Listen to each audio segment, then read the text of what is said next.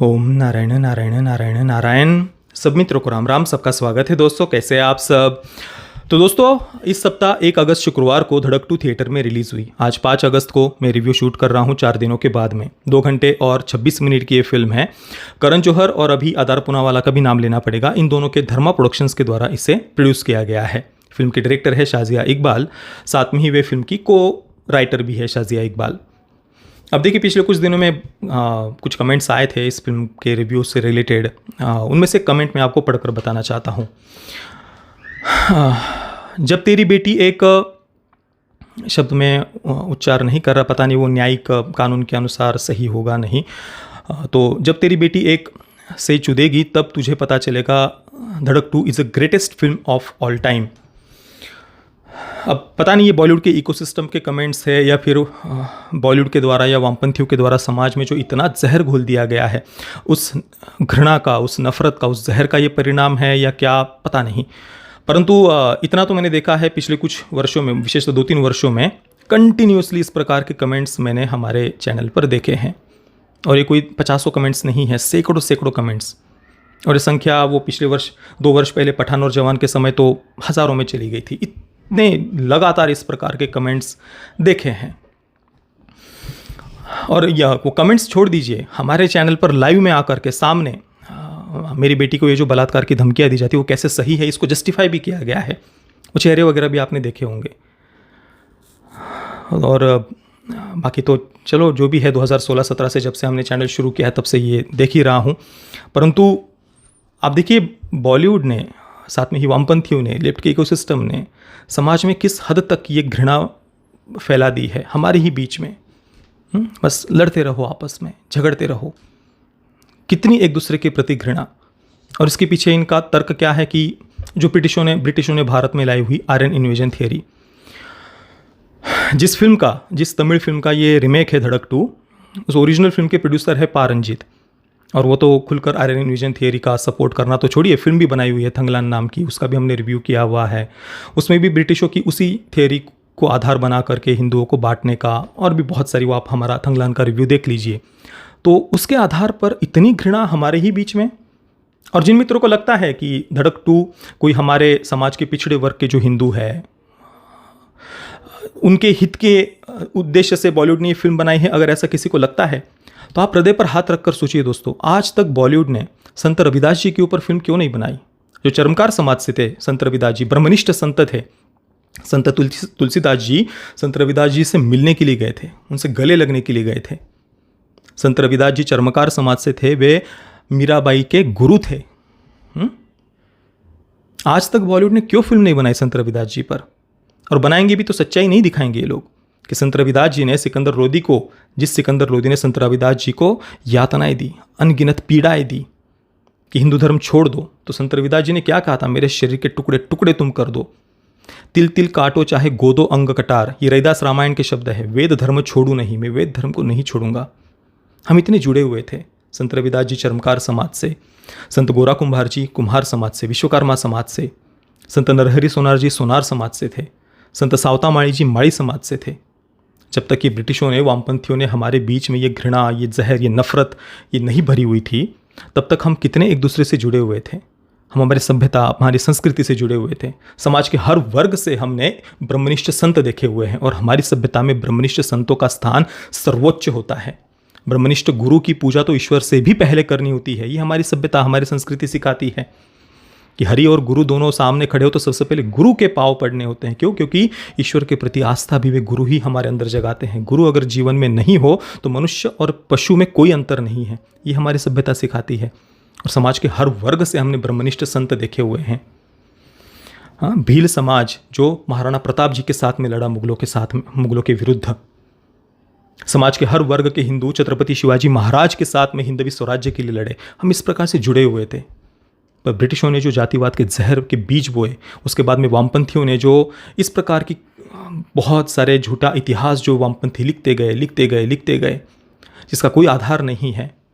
140 करोड़ की जनसंख्या वाले देश में से कहीं से वो कुछ घटनाओं को उठा करके जो विष के बीज बोए गए हैं, उसके परिणाम आगे जाकर के कितने भयावह होंगे, ये कभी सोचा है बॉलीवुड ने, वामपंथियों ने, कि वो क्या कर रहे हैं समाज में।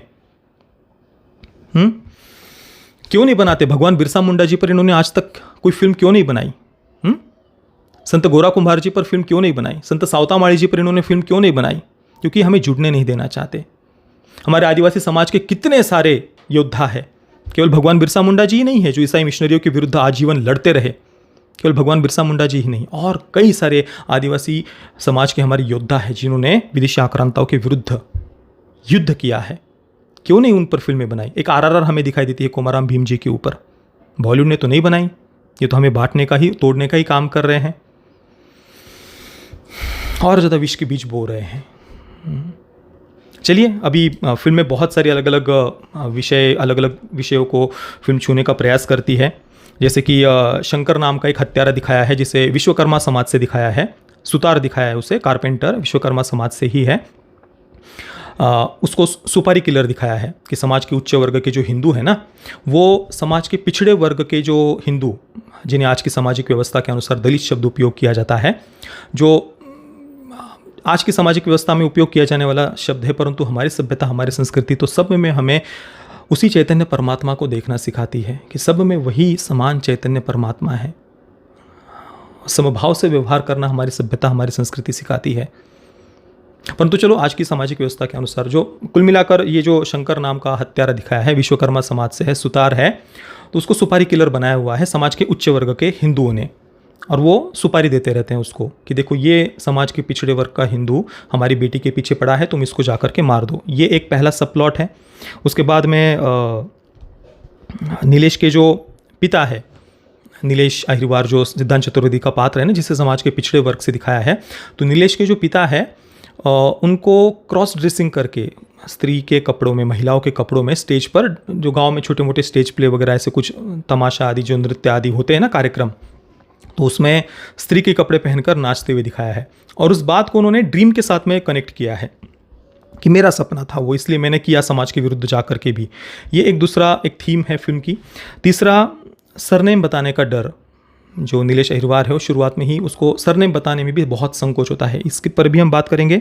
चौथा, फिल्म में जो एक डायलॉग के माध्यम से जो बात कहने का प्रयास किया है कि जंगल में अगर सर्वाइव करना है तो झुंड बना करके ही रहना होगा, इस पर भी हम आएंगे। चौथा। पांचवा, फिल्म में रिचा विल्सन और प्रोफेसर हैदर अंसारी, ये दो पात्र, इनको सबसे ब्रॉड माइंडेड, सबसे समझदार और इंक्लूसिव दिखाया है, साथ में लेकर के चलने वाला दिखाया है सबको, रिचा विल्सन और प्रोफेसर हैदर अंसारी। इस पर भी हम बात करेंगे, इसके पीछे क्या उद्देश्य हो सकता है फिल्म के मेकर्स का। सिंह नाम का एक लड़का भी उसको मित्र दिखाया है नीलेश का आगे जा करके, परंतु शुरुआत में उसे भी टोंट वगैरह मारते हुए दिखाया है, तो वो मानसिकता शुरुआत में दिखा रहे हैं, बाद में बैलेंसिंग के लिए शायद सिंह नाम का वो जो एक मित्र दिखाया है नीलेश का, उसको अच्छा दिखा रहे हैं, परंतु पूर्ण रूप से अंदर से, हृदय से बहुत ही अच्छा, बहुत ब्रॉड माइंडेड, बहुत सबको साथ में लेकर के चलने वाला पूर्ण रूप से सही पात्र तो दो ही हमें देखने को मिलते हैं, रिचा विल्सन और प्रोफेसर हैदर अंसारी। इसके बाद में छठवा जो थीम है फिल्म की, वो टॉक्सिक मैस्कुलिनिटी, पुरुषत्व, जहरीले पुरुषत्व, विषैले पुरुषत्व के विरुद्ध जो फिल्म बात कहती है। जो विदिशा भारद्वाज का जो पात्र है तृप्ति दिमरी का, वो फिल्म में अपने पिता के सामने एक सीन में उसने वो जो टॉप पहना हुआ है, टॉप के ऊपर कोई स्वेटर वगैरह ऐसा कुछ पहना हुआ था, जैकेट या स्वेटर जो भी था, तो पिता के साथ झगड़ा हो रहा होता है।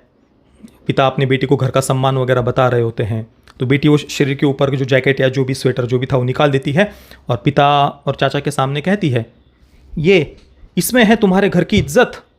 वो शब्द डायरेक्टली उपयोग नहीं कर रही कि मेरी छाती या मेरी योनि में है क्या तुम्हारे घर की इज्जत। टिपिकली फेमिनिस्ट ऐसे ये शब्द प्रयोग करते रहते हैं, आपको यूट्यूब पर बहुत सारे वीडियोस देखने को मिल जाएंगे।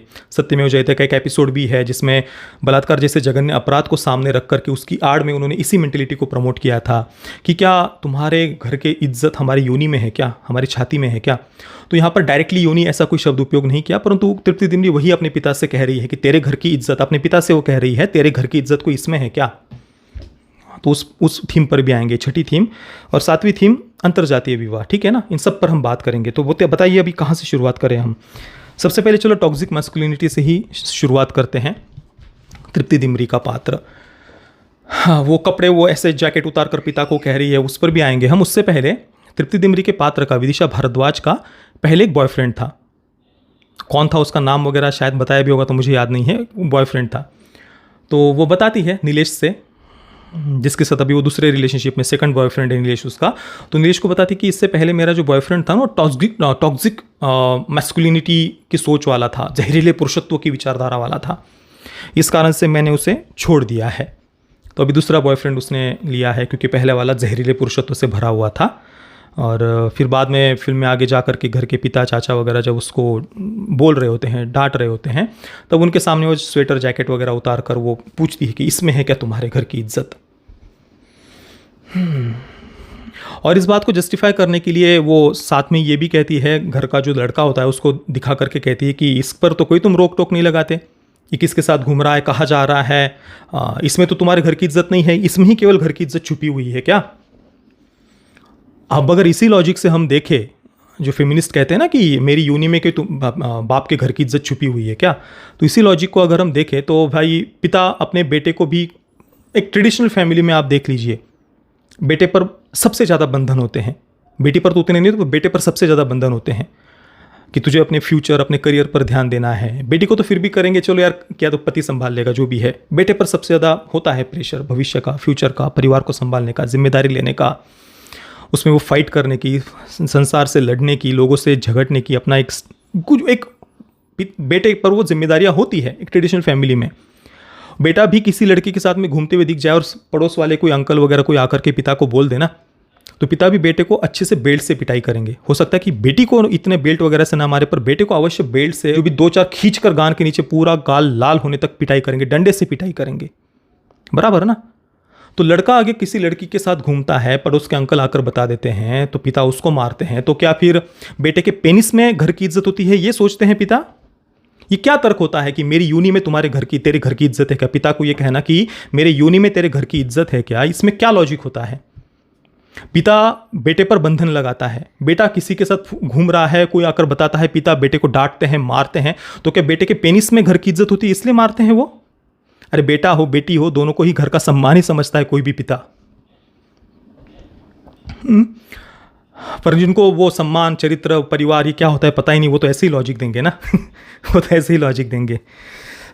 इसी कारण से मैंने कहा वो पुष्पा 2 का वो जतरा वाला सीन है ना, वो बॉलीवुड कभी नहीं बना सकता, या वामपंथी कभी भी नहीं बना सकते, क्योंकि वहाँ पर एक स्त्री का पल्लू गिरता है तो उसके बाद में गाँव के पुरुष कैसे वो पल्लू गिराने वालों को दंड दे रहे हैं, पल्लू गिरना कितनी बड़ी बात है वो बता रहे हैं। पर फेमिनिस्टों को तो हमारी यूनी में तुम्हारे घर की इज्जत है कि ये कहते हैं, इस कारण से इनको गांव के पुरुष रूढ़िवादी सोच वाले लगते हैं, दरिंदे लगते हैं। और फेमिनिस्ट एक ये मैंने वीडियो भी बनाया था, आपको याद होगा, एक फेमिनिस्ट है वो कहती कि मैं तो अपने घर के पुरुषों के सामने भी वो छाती वगैरह ढकना ये सब मैं कोई इसमें बिलीव नहीं करती, ब्रा वगैरह पहनना, जैसे मैं रहना चाहूँ वैसे कोई भी आ जाए मुझे कोई फ़र्क नहीं पड़ता। ये बातें फेमिनिस्ट के भाई ये तो फ्री द निप्पल वाले कैंपेन भी चलाते हैं, क्योंकि इनके अनुसार बाप के घर की इज्जत हमारी छाती और यूनी में थोड़ी छुपी हुई होती है अरे बाप रे बाप। चलो, और आपको पता है दोस्तों, यही इंडस्ट्री ऐसे सो कॉल्ड स्टार्स को, जिनको ये राजा महाराजा किंग पता नहीं क्या क्या कहते हैं, वही इनका सो कॉल्ड राजा महाराजा सड़क छाप एक्टिंग करने वाला, वो इंटरव्यूज़ में कहता है कि मैं अपने बेटे को पता नहीं वो क्या कैसोनोवा या प्लेबॉय टाइप कुछ बनाना चाहता है, वो अलग अलग लड़कियों को ले जा करके घुमाए। ये इनकी इंडस्ट्री में ये बातें होती है। एक ट्रेडिशनल फैमिली में बेटे के ऊपर भी उतने ही बंधन होते हैं।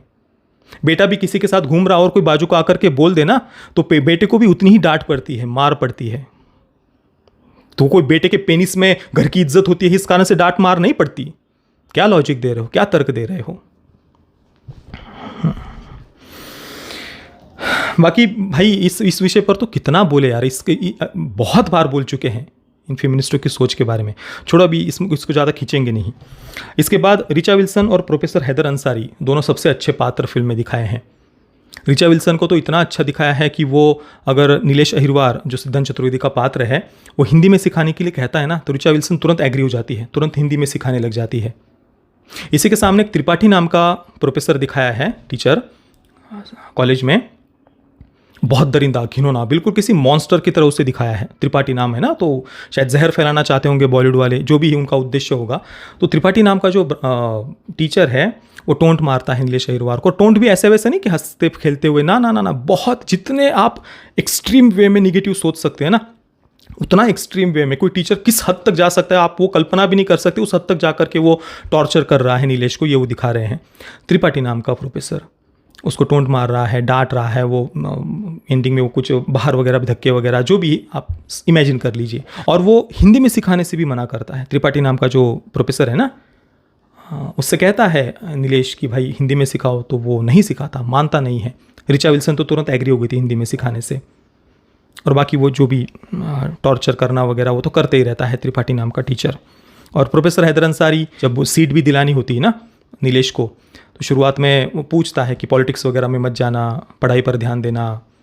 तो ये बातें कह करके भाई कोटा से हो पर मार्क्स अच्छे हैं, ये बातें वहाँ पर बताई जा रही है नीलेश से। वो कहते हैं तो सबसे अच्छे हृदय वाला, सर्वसमावेशी वगैरह उनको दिखाया है प्रोफेसर हैदर अंसारी को। अब ये इस फिल्म के मेकर्स को बताना चाहिए कि भाई इसके पीछे क्या कारण हो सकता है। मतलब फिल्म की शुरुआत में ही आप दिखा रहे हैं क्लास में जितने भी बच्चे हैं, कोई अपना सरनेम अग्रवाल बता रहा है, कोई पांड्या बता रहा है, कोई भारद्वाज बता रहा है, कोई त्रिपाठी बता रहा है, कोई सिंह बता रहा है। ये जितनी भी अलग अलग क्लास में बच्चों के सरनेम बताए जा रहे हैं ना, उन सबको ऐसे ही दरिंदा, घिनौना या भेदभाव में विश्वास करने वाले इसी प्रकार का मॉन्स्टर बना करके उन बच्चों को वो प्रेजेंट कर रहे हैं। लगभग अभी सभी जो भी हिंदू संस्कृति में विश्वास करते हैं, शंकर नाम का जो विश्वकर्मा समाज से जिस पात्र को दिखाया है, सुतार दिखाया है, उसके शॉप में पूरा देवी देवताओं के बैकग्राउंड में आपको फोटो भी दिख जाएंगे। ब्लर है क्योंकि ऑब्वियसली वो सामने खड़ा है तो बैकग्राउंड उस पर फोकस है, पर बैकग्राउंड में हिंदू देवी देवताओं के फोटो उसके शॉप में भी दिखते हैं। तो वो शंकर नाम का जो पात्र है उसको भी आप दरिंदा वगैरह प्रेजेंट कर रहे हैं। क्यों? क्योंकि वो शायद हिंदू देवी देवताओं में विश्वास रखता हो, ये वो दिखाना चाहते होंगे। तो यहाँ पर आप क्या करना चाहते हैं? मतलब एक ईसाई पात्र है और एक मुस्लिम पात्र है, वो केवल ब्रॉड माइंडेड होते हैं, वो केवल सर्वसमावेशी होते हैं और बाकी सारे हिंदू दरिंदे होते हैं। एक सिंह नाम का लड़का, हालांकि बैलेंसिंग के लिए उन्होंने अच्छा दिखाया है यहाँ पर। हालांकि शुरुआत में वो भी नीलेश को टोंट यही मारता है कि कोटा से हो क्या, तो नीलेश भी उससे कहता है कि डोनेशन से हो क्या। तो इस प्रकार से वो एक दूसरे को कह रहे हैं। भारत में अगर आप इतिहास को छानेंगे तो ये जो जातिवाद का जहर जिस प्रकार से ब्रिटिशों ने घोला है, इसके लिए किस किस हद तक के षड्यंत्र इन्होंने किए हुए हैं। अलग अलग जगहों पर जो हमारी अलग अलग जनजातीय समाज थे, उनको किस प्रकार से क्रिमिनल ट्राइब के ठप्पे इन ब्रिटिशों ने लगाए हुए हैं। क्रिमिनल ट्राइब के येरुकुल जनजातीय समाज जो स्टुअर्टपुरम है ना, उसकी मैंने पूरा इतिहास पर वीडियो भी बनाया था। स्टुअर्टपुरम में जो बाद में स्टुअर्टपुरम नाम पड़ा उस जगह का, पहले जो वो जगह थी वहाँ पर येरुकुल जनजातीय समाज के लोग बड़े ही संपन्नता से रहते थे, कई सारे अलग अलग प्रकार के व्यवसाय करते थे। ब्रिटिशों ने उनके सारे व्यवसाय करने के तरीकों पर अलग अलग प्रकार से बैन लगा दिए, उनको समाज से तोड़ दिया। जो मुख्य धारा से, हिंदुओं के मुख्य धारा से समाज में जुड़े हुए थे, अलग अलग व्यवसाय करते थे, ब्रिटिशों ने सारे उनके आजीविका के साधन बंद कर दिए, उनको आइसोलेट कर दिया। फिर एक कॉलोनी बसाई वहाँ पर, फिर मिशनरीज को वहाँ पर भेजा, उनके द्वारा फिर वही हिंदू घृणा वगैरह जो कुछ भी स्प्रेड करवाई गई, कन्वर्ट किया गया और अपने आप को एक सेवियर के रूप में मिशनरियों ने प्रेजेंट किया। और उनके समाज को क्रिमिनल टाइप का ठप्पा भी इन्हीं ब्रिटिशों ने लगाया। जगह जगह पर इस प्रकार से अलग अलग जो जनजातीय समाज थे उन पर ब्रिटिशों ने इसी प्रकार से क्रिमिनल टाइप के ठप्पे लगाए और साथ में ठग होने के ठप्पे लगाए।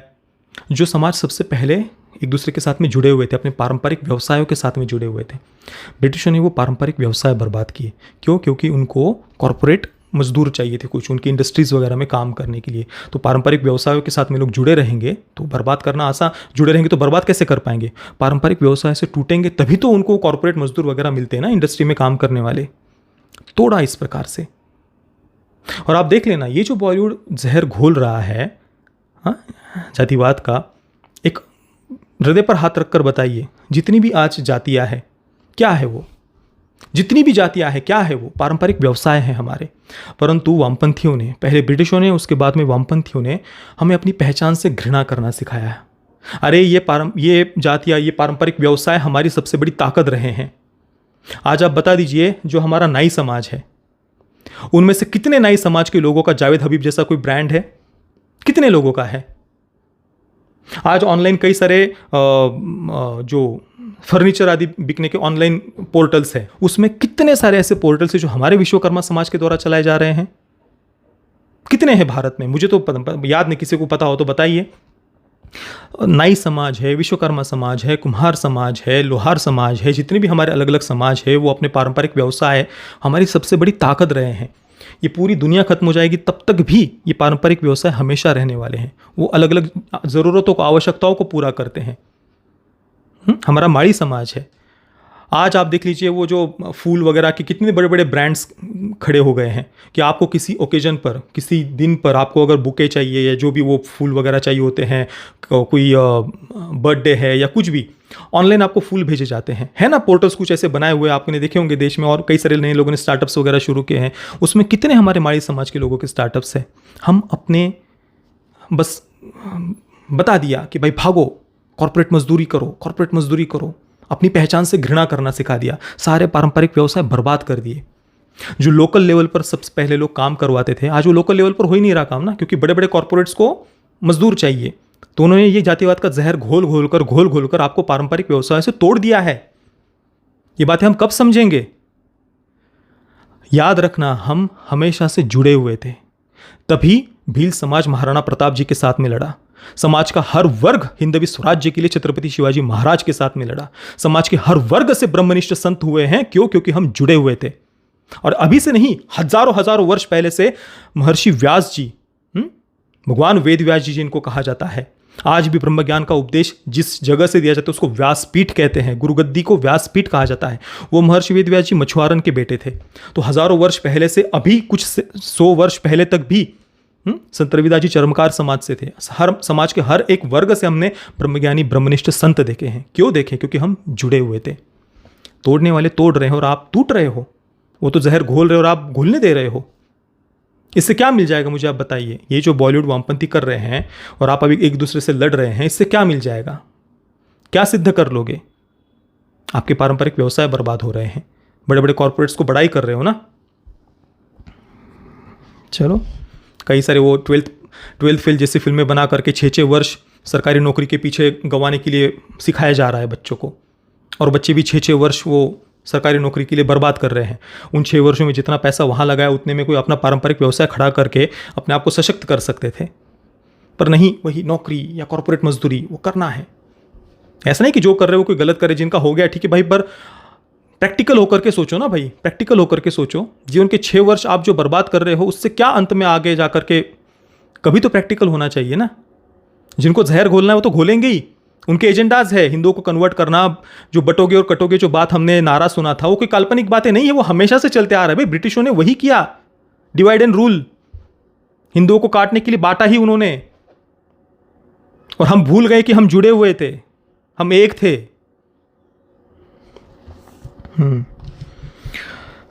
तो हो गया ऋचा विल्सन और प्रोफेसर हैदर अंसारी, इन दोनों के बारे में हो गया। इसके बाद में वो जंगल में सर्वाइव करना है तो झुंड बना करके रहना हो गया, डायलॉग आता है। तो शेखर नाम का एक पात्र है, उसको एक एक्टिविस्ट बताया है। आज की सामाजिक व्यवस्था के अनुसार जो दलित शब्द उपयोग किया जाता है तो उसे एक्टिविस्ट बताया है। और कॉलेज कैंपस में वो अपना एक्टिविज़म, नारे वगैरह लगाना, जो ढपली वगैरह लेकर के जो कुछ स्लोगन लगाए जाते हैं, तो इस प्रकार से शेखर को नारे वगैरह लगाते हुए दिखाया है। बाद में फिर ऊपर के मैनेजमेंट के द्वारा जो प्रोफेसर हैदर अंसारी वो बताता भी है कि भाई मेरे हाथ में नहीं है, ऊपर से बताया गया है। तो ऊपर के मैनेजमेंट के द्वारा उसको निकाल दिया जाता है और सस्पेंड कर दिया जाता है शेखर को।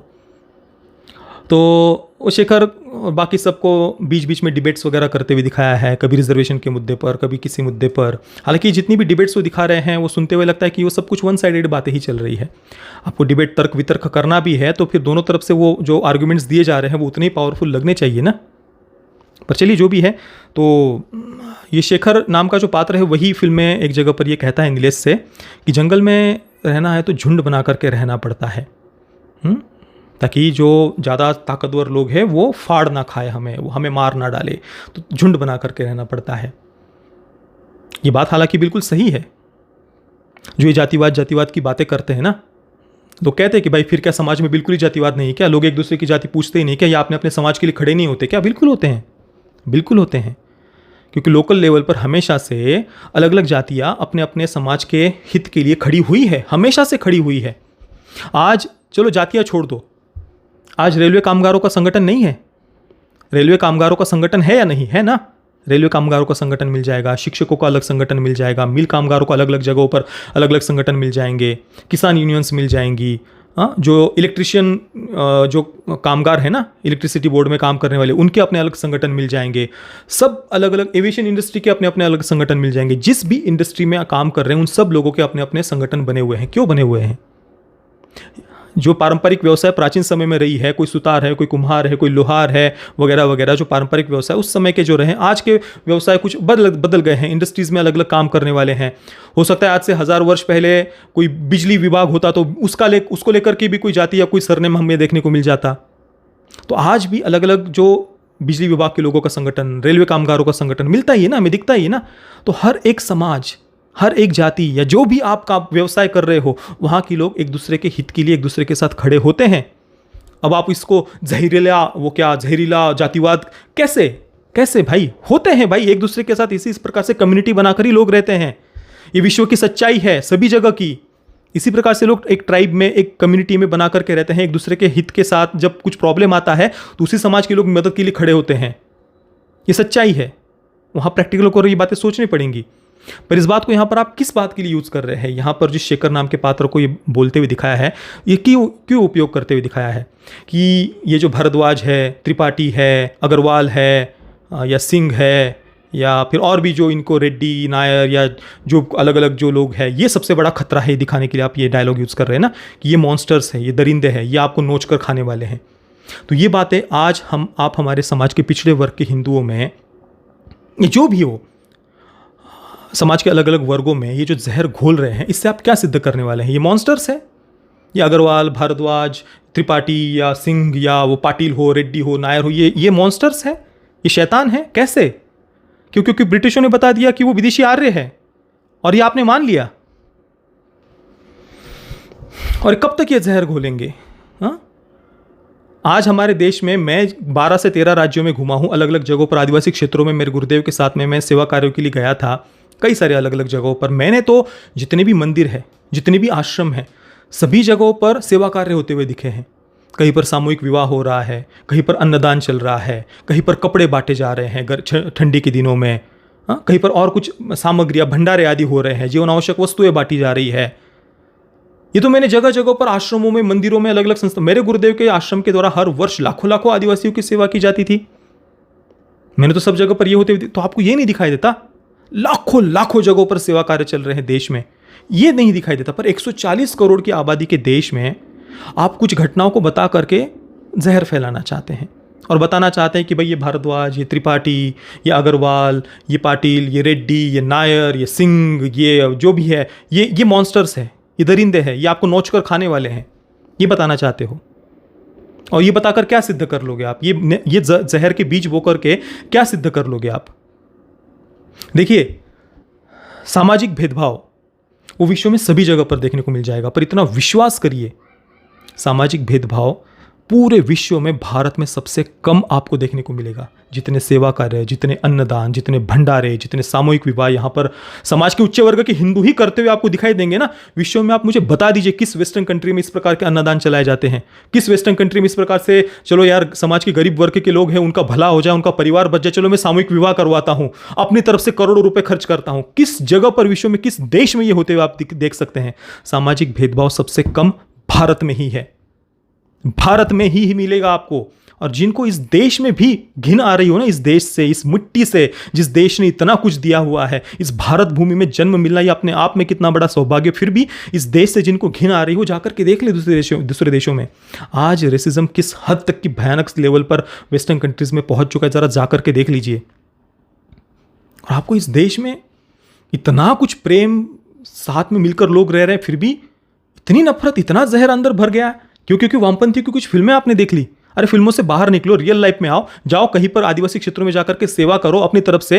इन एयर कंडीशन कमरों में बैठकर कहानियां लिखने वालों की बातों में कब तक आओगे? अपनी तरफ से कुछ सेवा कार्य करो, भारत में घूमो, लोगों के बीच में रहो, जाओ खाओ, लोगों के बीच में आजू बाजू में भिक्षा मांग करके खाओ, थोड़ा मान अपमान सहन करो। पर नहीं, हमें तो बस कुछ दिखा दिया किसी ने और वो मान करके हमें बातें करनी है। वाह। इसके बाद आगे सरनेम बताने का डर। तो जब नीलेश अहिरवार जब पहली दिन कॉलेज में आता है तो वहाँ पर अग्रवाल या त्रिपाठी या भारद्वाज, सिंह और भी पांड्या वगैरह बहुत सारे सरनेम अलग अलग लड़के बता रहे होते हैं। तो उन सब लड़कों के मतलब उनको दरिंदे विदेशी आर्यों के जैसा दिखाना चाहते होंगे शायद फिल्म मेकर्स। इन सारे भारद्वाज, अग्रवाल या सिंह या त्रिपाठी वगैरह जो कुछ भी, इनको दरिंदे विदेशी आर्यों के रूप में शायद वो दिखाना चाहते होंगे। तो ये सब बच्चे जब अपना नाम बता रहे होते हैं तो उसके बाद में नीलेश अहिरवाल जो है उसे अपना सरनेम बताने में बहुत संकोच होता है, तो वो केवल नीलेश बताता है। और जो त्रिपाठी नाम का दरिंदा टीचर है वो बार बार जानबूझकर परेशान कर रहा होता है, पूछ रहा होता है। तो फिर नीलेश अंततः अपने आप को नीलेश BA LLB ऐसा कुछ वो बता देता है। तो अब इस सीन के माध्यम से बॉलीवुड वाले क्या बच्चों के दिमाग में डालना चाहते हैं वो तो बॉलीवुड वाले ही बता सकते हैं, क्योंकि जोड़ने वाली बातें तो इनको बनाना आता नहीं ना।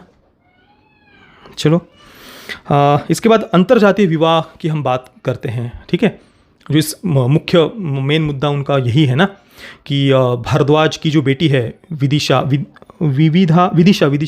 उसको कह रहे हैं। तो भारद्वाज परिवार की बेटी है वो, और वो पहले एक टॉक्सिक मैस्कुलिनिटी के विचारों वाले बॉयफ्रेंड को छोड़ चुकी है और भी दूसरे बॉयफ्रेंड के साथ में है, नीलेश अहिरवार के साथ में।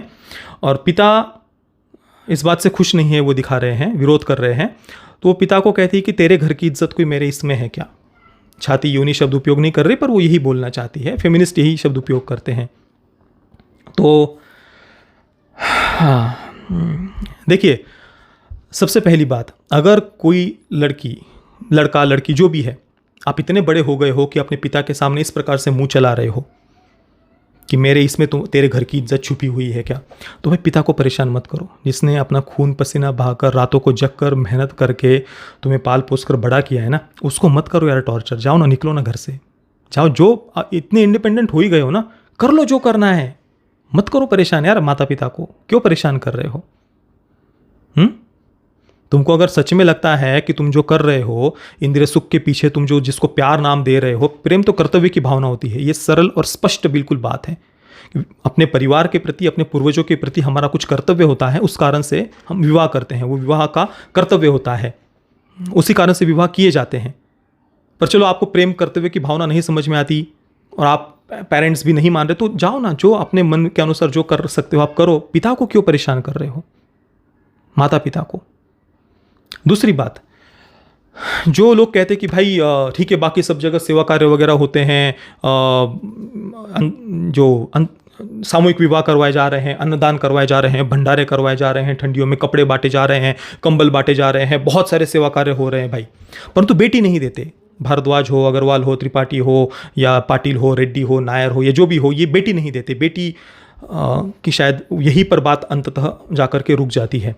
सबसे पहली बात आप समझिए, पूरे विश्व में अपने अपने ट्राइब में विवाह हमेशा से होते आए हैं, अपने अपने समाज में। और वो फाइनेंशियली भी अपने आप को सिक्योर करने के लिए, अपने बेटी के हित के लिए माता पिता इसी प्रकार से विवाह हमेशा से होते आए हैं, विवाह अपने अपने समाज में। आपको जो बॉलीवुड वाले इतनी बड़ी बड़ी बातें बताते हैं ना, आप मुझे बता दीजिए, आज तक किसी फिल्म इंडस्ट्री के व्यक्ति ने किसी गरीब किसान की बेटी के साथ में विवाह किया है? किसी गरीब किसान के बेटे के साथ में किसी एक्ट्रेस ने विवाह किया है? ये फिल्म इंडस्ट्री वाले जो आपके दिमाग में जहर घोल रहे हैं अपने ही पेरेंट्स के विरुद्ध, इनसे पूछिए इन्होंने क्यों नहीं किया आज तक किसी गरीब किसान की बेटी से या गरीब किसान के बेटे से विवाह। ये इंडस्ट्री वाले तो विवाह से पहले पूरा एग्रीमेंट्स पर साइन करके वो फाइनेंशियली सिक्योर करते हैं अपने आप को, कि कल को अगर डिवोर्स होता है तो कितनी एलिमनी देंगे, कितना % देंगे, लेंगे वगैरह। पूरा अपने आप को फाइनेंशियली सिक्योर करते हैं एग्रीमेंट्स वगैरह पर साइन करके, अपनी इंडस्ट्री के लोगों के साथ में, या फिर किसी बड़े बिजनेसमैन वगैरह को पकड़ करके अपने इंडस्ट्री के लोगों के साथ में विवाह करते हैं, पूरा अपने आप को फाइनेंशियली सिक्योर करके, ताकि ऐसे व्यक्ति के साथ में विवाह करेंगे जिससे उनको ब्रांड डील्स वगैरह अच्छी मिल सके, दोनों पति पत्नी को एक साथ में किसी बड़ा ब्रांड एंडोर्समेंट वगैरह मिल सके, एडवर्टीजमेंट वगैरह के लिए करोड़ों करोड़ों रुपए की डील मिल सके। इस प्रकार से अपने आप को पूरा फाइनेंशियली सिक्योर करके ये इंडस्ट्री वाले विवाह करते हैं। और ये आपको क्या बता रहे हैं? आपको अपने पेरेंट्स के विरुद्ध भड़का रहे हैं।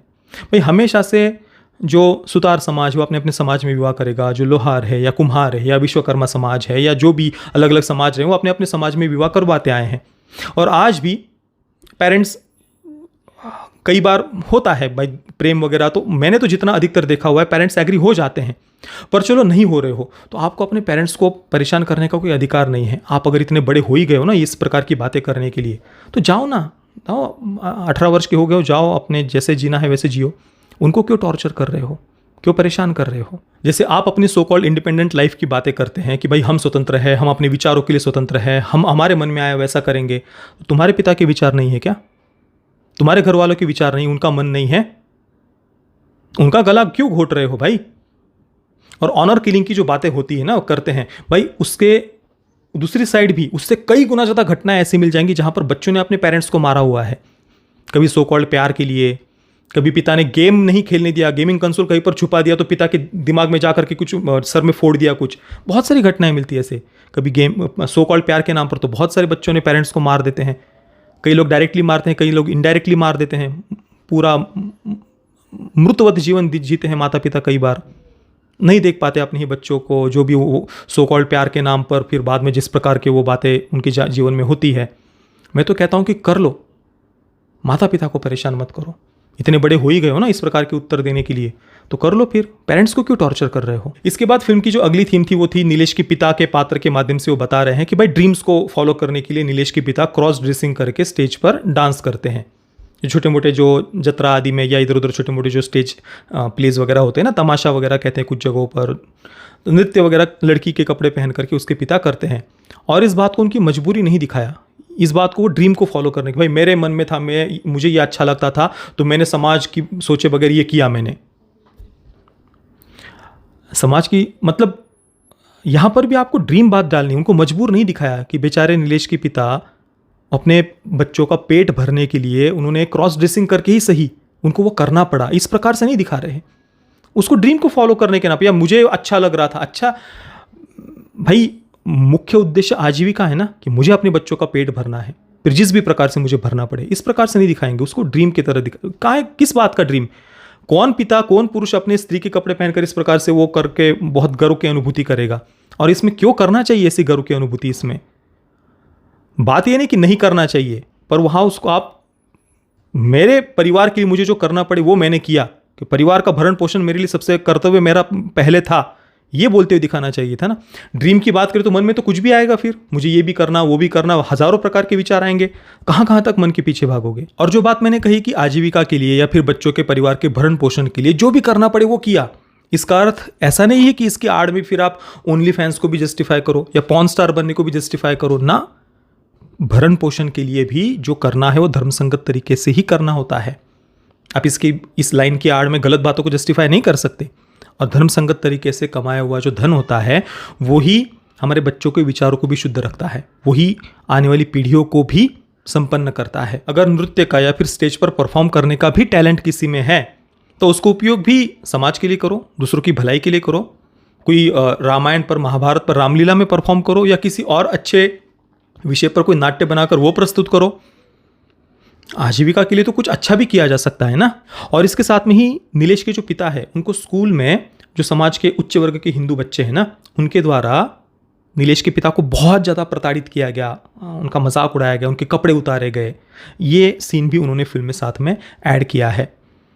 जब वो स्कूल में आते हैं अपने बच्चे की गलती की माफ़ी मांगने के लिए वगैरह बताने के लिए, उनके पिता को जब बुलाया जाता है, तो जब वो वापस आ रहे होते हैं तो ये जो विदिशा से ही जुड़े हुए कुछ वो लड़के वगैरह दिखाए हैं, तो वो सब मिल कर के बहुत परेशान कर रहे हैं, उनके कपड़े वगैरह उतार रहे हैं, ऐसा उन्होंने दिखाया है। अब इसके बाद में सबसे आखिरी सब प्लॉट या जो थीम रह गई है वो है शंकर का पात्र, जिसे विश्वकर्मा समाज से दिखाया है, सुतार दिखाया है। उसके शॉप में बैकग्राउंड में हिंदू देवी देवताओं के फोटो भी दिख रहे हैं, तो हो सकता है कि शायद हिंदू देवी देवताओं में वो विश्वास रखता हो, इस कारण से उसको दरिंदा मॉन्स्टर शायद वो दिखा रहे होंगे।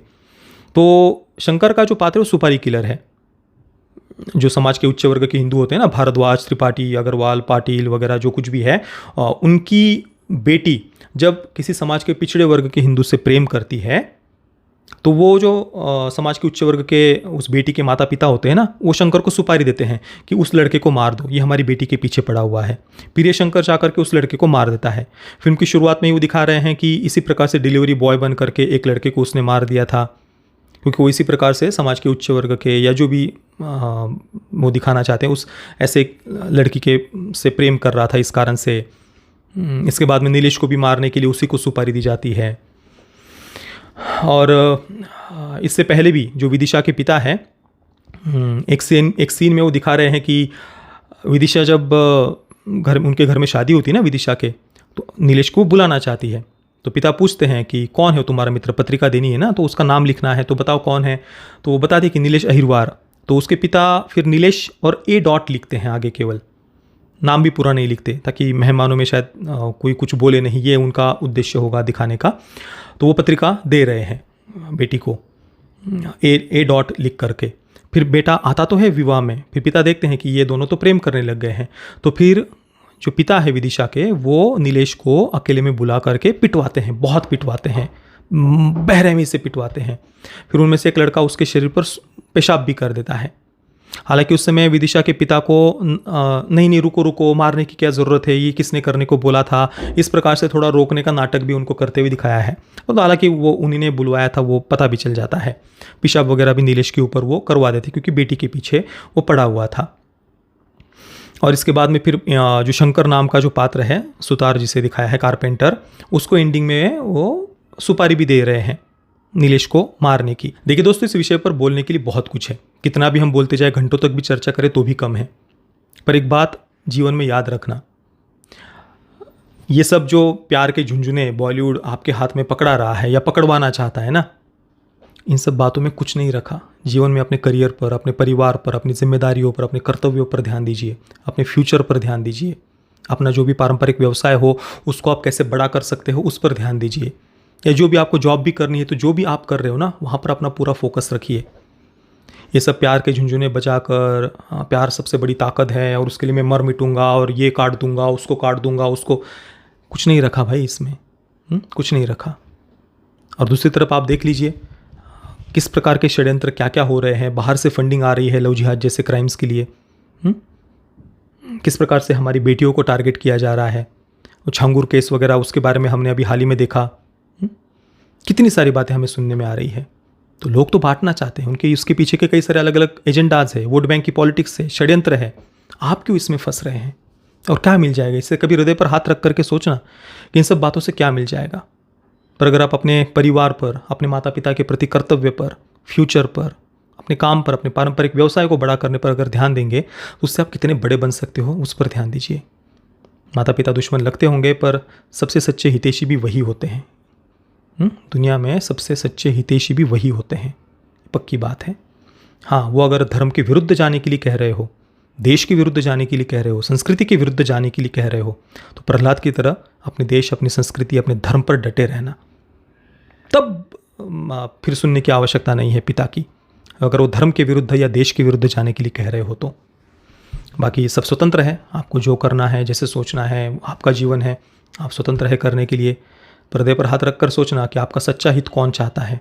ये बॉलीवुड वाले, ये वामपंथी, मैं दुनिया भर में वामपंथियों ने, इन कम्युनिस्टों ने, जो बड़े गरीब किसान मजदूर इनके अधिकार की बातें करते हैं ना, दुनिया भर में सबसे ज़्यादा गरीब किसान मजदूर इनका अहित अगर किसी ने किया है, इनका नुकसान अगर किसी ने किया है, इन्हें बर्बाद अगर किसी ने किया है, तो वो कम्युनिस्टों ने ही किया है। ये जब तक सत्ता में नहीं आते तब तक किसान यूनियन, अलग अलग मजदूर संगठन वगैरह, इनके द्वारा अनारकी, अराजकता, आंदोलन वगैरह करवाते हैं। जब वामपंथी सत्ता में आते हैं ना, जिस भी देश में इनकी सत्ता रही है, इतिहास उठा करके देख लीजिए, उन देशों में कोई किसान यूनियन नहीं है, कोई मजदूरों के संगठन नहीं है। चाइना में है क्या कोई किसान यूनियन, कोई मजदूर संगठन? वहाँ पर कोई चू भी कर सकता है क्या सरकार के विरुद्ध? रातों रात गायब हो जाएगा, बड़े से बड़े बिजनेसमैन गायब हो जाते हैं। तो हृदय पर हाथ रख कर सोचिए, ये वामपंथी, इनकी तो वोट बैंक की पॉलिटिक्स है, वो तो करेंगे ही। हमें अपनी बुद्धि का उपयोग करना चाहिए ना, हम क्या कर रहे हैं। अपने ही लोगों से आप लड़ोगे तो उससे क्या अचीव कर लोगे आप? मेरे गुरुदेव तो कई बार सत्संग में इसके बारे में बताते थे। ये वीडियो आप देखिए, उसके बाद में रेटिंग और फिर पेरेंटल गाइडेंस की बात करेंगे। दूसरों के लिए नफरत करता है, उसका अंतःकरण परमेश्वर के ध्यान में भी नहीं लग सकता। आजकल तो जातिवाद का जहर घोल रहे हैं। जातिवाद के जहर से देश का बड़ा भविष्य खतरे में पैदा, देश के लिए खतरा है। धर्मांतर और जातिवाद देश के लिए अभिशाप है। सवर्णों को, दलितों को भड़काया जा रहा है, सवर्णों को अलग से क्या क्या कैसा है। दलित फलित क्या, सब एक भारत माँ के संतान है। सबका मंगल, सबका उद्धार, सबका कल्याण। सम्यक प्रकार की क्रांति, संक्रांति, दूसरों को दबोच के दूसरों में नफरत पैदा करके उत्थान होना, ये टिकता ही नहीं हो। दूसरों को दबाकर उन्नत होने वाला खुद भी टिक नहीं सकता। समगच्छध्वम संवदस्थम, कंधे से कंधा मिलाकर आगे बढ़ो, मन से मन मिलाकर आगे बढ़ो, दिल से दिल मिलाकर, विचार मिलाकर आगे बढ़ो। जैसे संस्कार में बैठ जाते वैसे ही अपने को मान लेते हैं, हमें तो हरिजन चाहिए, हमें तो दलित चाहिए, हमें तो बीसी चाहिए, हमें तो ब्राह्मण चाहिए, हमें तो क्षत्रिय चाहिए, हमें तो स्त्री नहीं जात, हमें तो फलानी जात, तू तो बहुत दुखियार हो। जो बहुत दुखी सोचते हैं उनका दुख ब्रह्मा जी भी नहीं मिटा सकेंगे। हम तो दुखी है, हम तो दुखी है, हमारा तो भाग्य फूटा, हम तो दुखी है। तो तू दुख में का दुख बनाने की तो फैक्ट्री चालू रखता है मूर्ख। दुख मिटेगा तो कैसे मिटेगा? संसार है, उतार चढ़ाव तो आते हैं। संसार है ये तो महाराज, आपका जैसे कुम्हार के चाक पर कोई भी बर्तन बने उसकी तो घुटाई पिटाई हुए बिना वो बनता ही नहीं। ऐसे ही हर जीव देहधारी की संसार में घुटाई पिटाई होकर संसार की आसक्ति मिटाकर परमात्मा के तरफ ले जाने वाली ये संसार महापाठशाला है। बेईमानी किए, सेवा बेवा नहीं किए, धर्म के अनुसार नहीं चले और शराबी कबाबी या व्यसनी या जातिवाद का जहर फैलाते हुए खुद डूबे, दूसरों को डुबाया तो दूसरे जन्म में पेड़ हो जाएंगे। आहा, फूल भी दूसरों के लिए, फल भी दूसरों के लिए, पत्ते भी दूसरों के लिए, डाल भी दूसरों के लिए, छाल भी दूसरे के लिए, और अंत में कुहाड़े पड़े तो थड़ भी जलाने के काम दूसरों के लिए। तू ठन ठन पाल होते इस पाठशाला के अनुभव से गुजर के फिर दूसरे शरीर में डाल दिया जाएगा। बे समझदारी से कर लो तो कर, नहीं तो झक मार के करना पड़ता है। दोस्तों, मैं धड़क 2 को दूंगा 0 आउट ऑफ 10 स्टार्स, क्योंकि मैं कम से कम हिंदुओं को इस प्रकार से बांटने वाली, घृणा फैलाने वाली, हमें आपस में ही लड़वाने वाली फिल्म का समर्थन मैं तो किसी भी प्रकार से नहीं कर सकता। बाकी पेरेंटल गाइडेंस की बात करें तो US 16+ की रेटिंग के साथ में इसे थिएटर में रिलीज़ किया गया है। पता नहीं सेंसर बोर्ड ने इसे US 16+ कैसे रेटिंग दी, क्योंकि इसे A रेटिंग ही होनी चाहिए।